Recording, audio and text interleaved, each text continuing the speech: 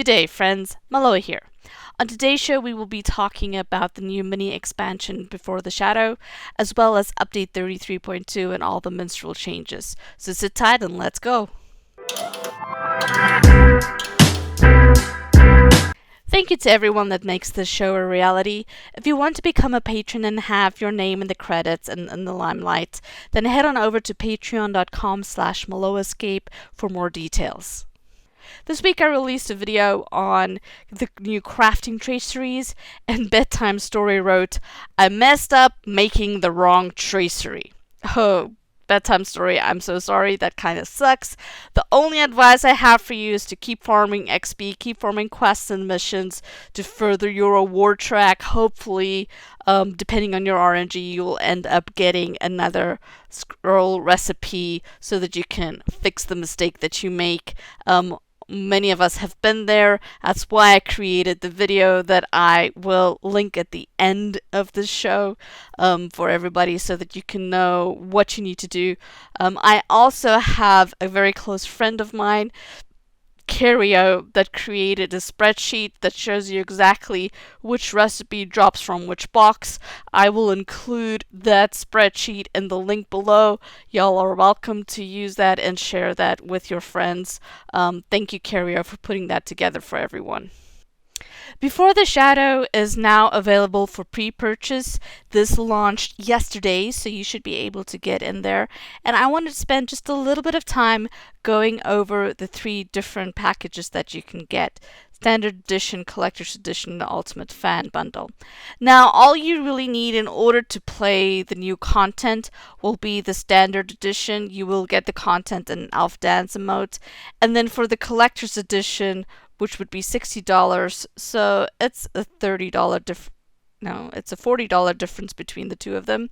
You'll get the content, you'll get an extra character slot, you'll get improved expedition supplies, which we'll go over in a little bit, and then you'll get a bunch of cosmetic stuff. And then for the Ultimate Fan Bundle, you'll get all of the previous, but you'll also get an extra character slot, an extra 10 slots in the shared bank storage. If you're anything like me, you've been wanting extra bank storage for months. I'm already capped out and I need more space, so yeah, okay, that's nice to have, but 10 slots is nothing. I would need another 100 slots for me to be happy. And then you have a bunch of cosmetics along with that, and then some additional improved ultimate expedition supplies, which we'll take a look at in a second. The key features of things that you need to know: if you're a VIP, there will be a 10% discount for you to purchase this. So instead of paying $100 for the ultimate, you'll be paying $90. There'll be 2 new regions and early leveling. So the new regions is really only going to be based on level 1 through 32 there. So what's most important to note that there is no new end game content like Gundabad was last year.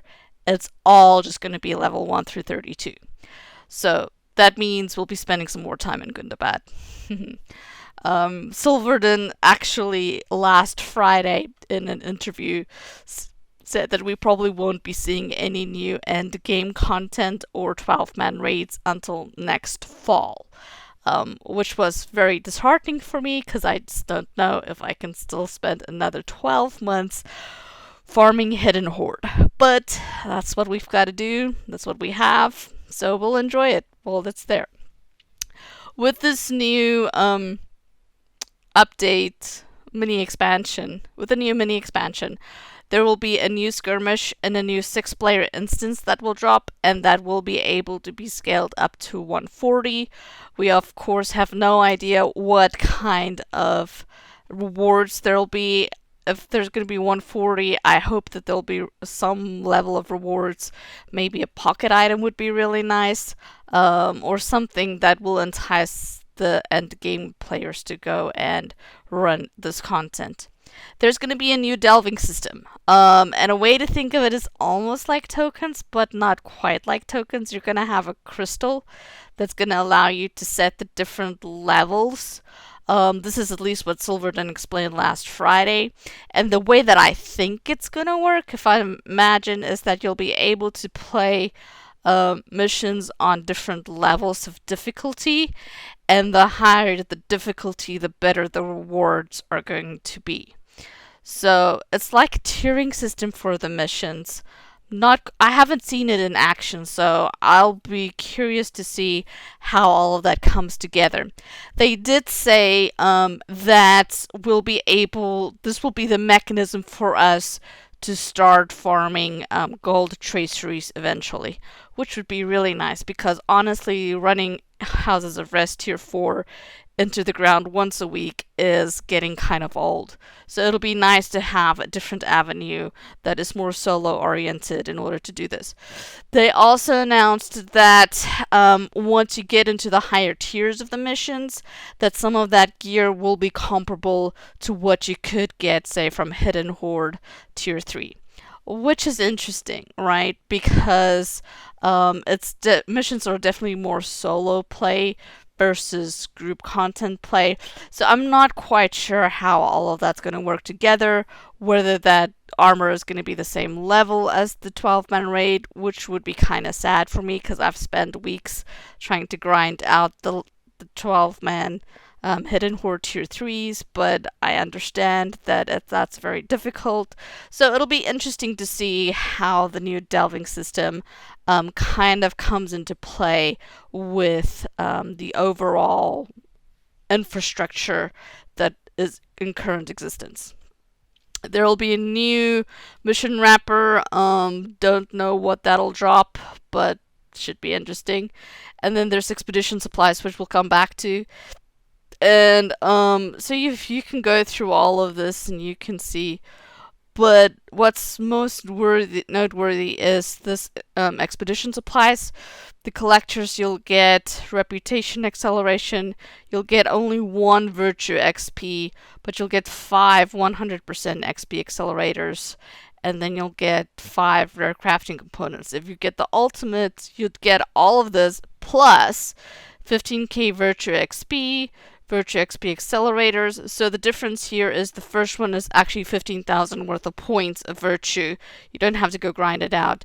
And the virtue XP accelerators, of course, you pop, and then you got to go run some stuff to get that XP, those virtues. You'll get an ultimate carry-all selection box. I know a lot of folks are interested in having this.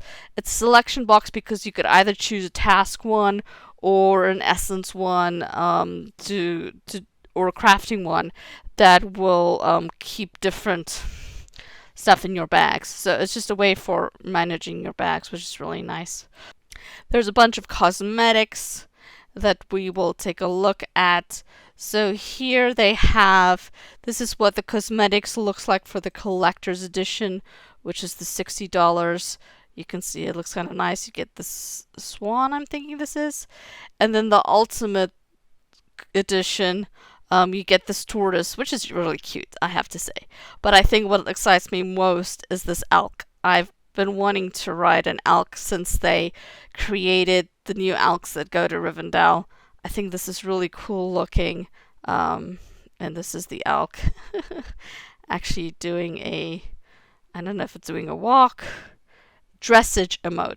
Oh, okay, so there's now a new horse emote that's going to be, which is interesting. We haven't had a horse emote except the 2 when you press spacebar. So that's what you can look forward to. Obviously, the choice, you should take into consideration what you're getting for what, if it's enough value to you. I know many people that will just be paying the $20 just because they want access to the content. I know others that will be paying all of this because they want access to the extra bank storage and the carry-alls. So this week we've had update 33.2. The biggest changes were the new class combinations. and then the minstrel changes, and then the monster changes. So for class combinations, dwarves and stout axes can now choose to be captains and wardens. Elf and high elves can be burglars. Hobbits can be champions and lore masters. Men can choose to be rune keepers. I think the one that people are the most excited about, at least in my group, is being a hobbit lore master. I can just see all of these little hobbits running around with the pets following them. It's going to be super cool to see that. Next, there were a couple of class changes that I'm mostly going to focus on the minstrel here in a minute. And then there were a lot of PvMP changes, mostly upgrading the monsters' skills to be in line with level 140 and to help them be able to more survivability. So we haven't tested any of those out yet. I'll probably be only able to get into monster play in the next couple of weeks. Don't have a timeline on that yet, so that I can go check these out for myself. So let's take a look at the minstrel. There has been some major changes and major reworks to the minstrel, and most notably they have taken away the yellow line to be a specific spec that you can choose.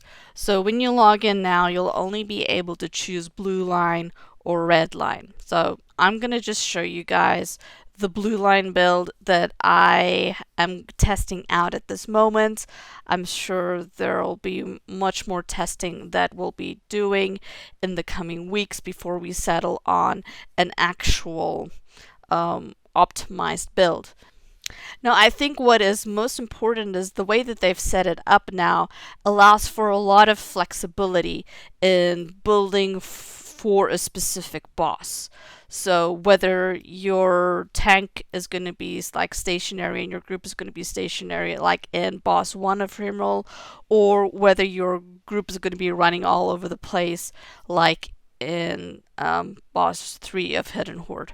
So right now I'm going to show you my build that I've put together that is solely focused on doing the most group healing, and since these days the minstrel finds themselves in the DPS group the most because of all the buffs, we're going to be taking a closer look at that. Now, I did a video of this a couple of weeks ago with Bull Roar, but everything is always subject to change, and so this is now what we have to work with. So I'm just going to walk each one of these through. So the first one here is Cognitive Phrases. It gives you plus 20% critical healing magnitude if it's fully capped out. That is very important. I would take that all the way to 5. The next one is Strong Appeal. That increases your healing crit chance even more. Crit chance is obviously going to affect how much what percentage opportunity you have to crit. This one here is Soothing Voice. This is an outgoing healing modifier, so this is on top of what you're currently at. So you can see right now my outgoing healing is at 83.9%, and this would be on top of it. So I'm going to increase this all the way to 10. And then the next one here is Raise Our Spirits. This is a really AoE heal strength. When you rank it all the way up to 4, that is 30%. So I'm going to go into that. You have Bolster Courage is a 20%. I'm going to put some into that. And then I have Cord of Salvation. I'm only going to put 1 point into that. I do use my bubbles a lot, so I'm going to put 2 there. Then this one is Follow Up. Critical Heals, Speed Up skills. So that reduces your skill induction on a critical hit chance. So that's there. Then this one, Quick Melody, is also skill. Reduces your induction speeds. Makes you play much faster. This one is Anthem of Compassion. This is vital when you're in a heavy fight because it gives minus 3% incoming damage. Now, this does not add to your heals per second, but it makes it so that your fellowship takes less damage. So you have there's less healing that you have to pump out. Then improved coda of resonance, incoming damage debuff, buff duration. I want to have that all the way to 3. My inner strength, that is soliloquy of spirit, increases mitigations by 1. That's for survivability. Then Legend of the Hammerhand, that is the group bubble that I definitely want. And then inspiring finish, I'm only going to put 1 point into that. And then the red line, I want to increase my crit multiplier again, so I'm going to do that all the way to 5. And now we get into the yellow line. This first 2 has to do with Heraldic Strike, and so that you can, but you have to use Herald Strike in order to have those be really useful. But as the Minstrel, you're running around all over the place. You really don't have time to stop and hit a mob. You're mostly targeting your fellows to heal them. Improved Inspire Fellows, I'm going to get that up to 4 at least. And then Anthem of Composure, I will put that at 1. And then this one is Thunderous Codas. I want that. This over here is of all trades. It once again affects your outgoing healing modifier and affects tactical damage that your fellowship is taking. This here is Anthem of Prowess that I want. Then you've got Tactical Mastery. I want this all the way up to 5 so I can get that 5% tactical mitigation, which will put my mitigation from 40% to 45%. Then you have Extended Anthems. This just increases how long the anthem lasts. This one is Invigorating Anthems. It reduces the cooldown on being able to play them. You have Anthem of the Free Peoples, which affects incoming healing and once again damage reduction. Song of Aid now has been changed to a healing skill, which is good. Tale of Tales now does countless. It using an anthem skill will now also tear up Tale of Tales effect on nearby raids, so that increases their fate resistance rating, finesse crit rating, and vitality. So that's kind of crucial. Then Call to Greatness now is a cooldown modifier on your group. And then I've got a couple of points left that I'm just going to put here in Song of Woe, which once again affects my critical chance. I'm going to bump that up to 3. I've got 1 more point to spend somewhere. I can either put it here in Improved Fellows, get that up to 20%, or I can put it here in Bolster Courage. I'm going to be putting it in my Fellows. So I'm going to hit Apply and commit trade changes. And I am sure there are many other combinations to be made. There are many arguments that you can make to, for example, have your Bolster Courage all the way up versus, taking some of the utilities. But it all comes down to what is your gameplay, how do you like doing it, and then all of this is new to all of us. So we're going to have to practice and figure out what works. And I think this is also going to afford us a lot more flexibility when it comes to our gameplay, but it does make the healers work much busier right now because we will be using our major ballots much more now that it has an instant cooldown. It's like a 1 second and then you can hit it again and then your anthems open up. But I still have to play around with my new rotation. I may do a video on that later, so we shall see. The last thing I want to share with you guys is that the Discord group that I am a part of called Brandywiped, we are on the Brandywine server. We have a very special festival planned 21 through 23 October called the Brandywiped Festival, where we will be celebrating our 1-year anniversary of being a server. We have many different kins, over 300 people part of that community, and we would love to meet you and reach out and play a little bit with you. So we created this very special festival. We'll have a Halloween themed parade, concert, tags. We'll be doing some trivia, some hide and seek. We'll be doing survival by Barrow Downs on Saturday, which is going to be super fun. We'll be having cosmetic outfit contests, LOTRO trivia, fishing contests, and so ending it up with fireworks on Sunday.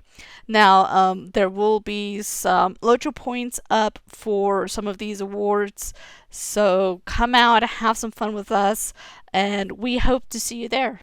This show is possible because of your support and encouragement. Become a patron and get access to more amazing content and see your name here in the credits. Thanks for watching.